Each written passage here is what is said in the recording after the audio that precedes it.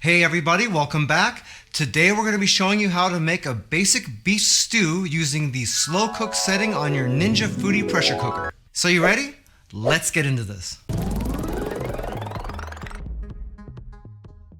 Don't have a Ninja Foodi Pressure Cooker? No problem. You can do this recipe in your Crock Pot, in your Instapot, or any other device that's got a slow cook function. The only thing you would have to worry about is capacity, so if you have a smaller appliance, you're going to have to scale down the recipe just a little bit. For our ingredients, we have our beef chuck, some celery, our carrots, a little bit of russet potato, one medium yellow onion, a little bit of Cabernet.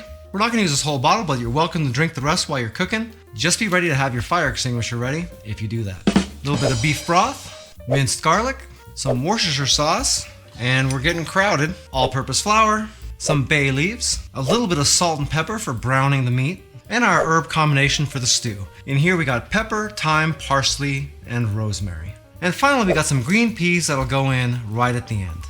Keep in mind, if you'd like to try out this recipe, all the ingredients and measurements are down in the description of the video, along with the calorie count, the fat, the carbs, and the protein. Well, first we're going to go ahead and prep all our vegetables. So we'll take a few of these celery stalks, we'll chop all these tops off, and some of the white part at the bottom, and we'll slice these up into about half-inch sized pieces, or thereabouts. The size you use is totally up to you. Use whatever you think, but just don't go too thin. Then we'll move on to the carrots. We'll go ahead and chop off the tops, peel off the skin, and then we'll cut these into half-inch rounds. And then we'll move on to our potatoes. First we'll go ahead and peel these up, and then we'll dice this into 1-inch squares. So you'll first start by cutting that down in half, because you want a nice flat surface to sit on your cutting board so it doesn't move around and you don't cut your hands. Then you'll just go ahead and slice this up a few times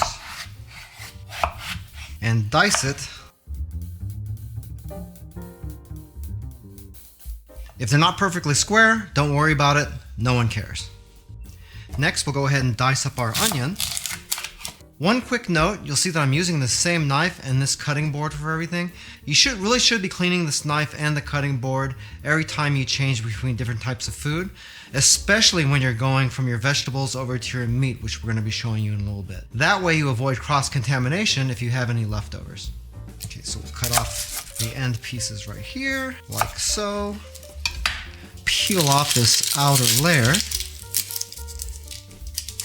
like that. And then we'll go ahead and dice this up. We do have a pretty cool video showing you how to dice onions like this. If you're interested in that, we will drop a link to that up at the top of the screen.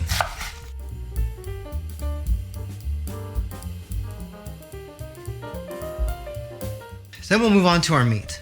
We want to dice this up like we did with the potatoes, except we want to make sure we trim all of these big fat pieces out. So we'll just go ahead and just cut through here, and we'll just trim the excess fat out like this.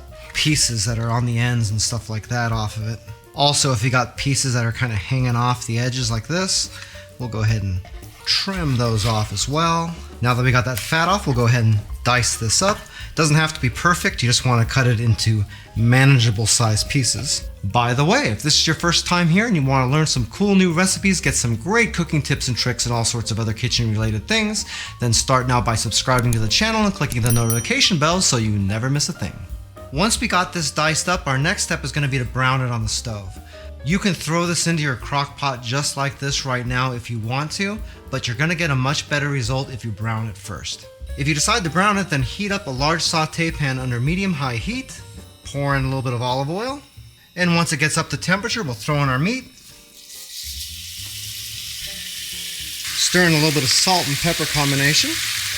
We want to brown this a little bit, but we don't want to cook it all the way through. That's going to end up happening in our pressure cooker. Once you've got this brown a little bit, we'll pull it off the stove, open up our pressure cooker, and we'll put our meat right in there. Next we'll add in our garlic, our Worcestershire sauce, our chopped onions, the celery, our diced potatoes, the carrots, and we'll top that off with our herb combination. Next we can add in our beef broth, our red wine, and we can top that off with our bay leaves. Next, we can go ahead and close this up, turn on the pressure cooker, set this to slow cook, and we're gonna wanna put this on low temperature and set it for about 8 hours. This may be ready in 7, so at that point you're gonna wanna check on it, but the longer you cook it, the better it's gonna be. You can do this on the high setting if you want to, and then it's only gonna take someplace between 3 and 4 hours, but you're gonna get much better flavor and much more tender meat if you just let it cook nice and slow. So we'll start this up. We didn't use the all-purpose flour or the peas yet. That's on purpose. The peas are gonna go in right at the end, and the all-purpose flour is gonna be used to thicken the mix later on. And now, we wait. 2,000 years later. Okay, it's been 8 hours, and now we're gonna check the stew. So we'll open this up, and that looks really, really great. You can see that this is very thin though. This is where the flour is gonna come in. But first we need to add in our peas. So go ahead and throw those in here, stir them in, and then we're gonna work on thickening this. As far as the flour goes, you don't wanna just take it and throw it in there and mix it in. Otherwise, it's gonna clump. So what we're gonna do is create something called a slurry. So just take a container, throw in the flour. You can use cornstarch for this as well. And then we're gonna take just some of the liquid here from our sauce. Try not to get any of the food in here. And then we'll just pour that right in there. You want to make this about equal portions between the flour and the sauce. Then you're going to go ahead and mix this really good and get it nice and combined. And you want to get rid of any lumps or anything you have in this right now. Once you mix it up really good, it should look about like this. As you see, there's no clumps of flour in there anywhere. And then we can just pour it straight into our mix. Once you do that, go ahead and mix it in. And if you leave it in here for a while, that's gonna go ahead and thicken our mix. Remember that the heat should still be on for this, either in the keeps warm mode or still cooking. Once you stir that in and let it sit for a couple of minutes, you can go ahead and check it, and now you can see how much thicker this is. If you want it thicker than this, you can always do another round of slurry. But for me, this is just about the consistency that I was looking for. After you've got this completely finished, if it's a little bit bland to you, then it's a good time to go ahead and salt it. I don't like to salt something like this earlier on because the beef broth has a lot of sodium in it anyway, and we don't want this to be overly salty. So you can just add a little bit of salt at a time, mix it in, and then do a little bit of a taste test. Once you get it the way you like it, it's time to stop. In fact, it might even be a better idea just to leave it alone and let your guests salt it as they would like. Now all we have to do is serve this up.